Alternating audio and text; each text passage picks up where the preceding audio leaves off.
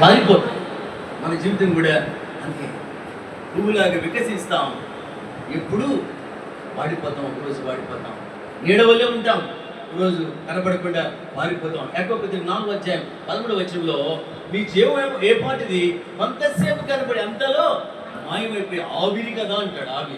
ఆవిరిని ఆగుద్దా? ఆవిరి ఆగుద్దండి? ఆగదు.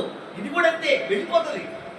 కొంతసేపు కనబడి అంతలో మాయమైపోతుంది. పాట పాడతాం, కొంతసేపు కనబడి అంతలోనే మాయమయ్యే ఆవిరి వంటిదిరా ఈ జీవితం, లోకాన కాదేది శాశ్వతం.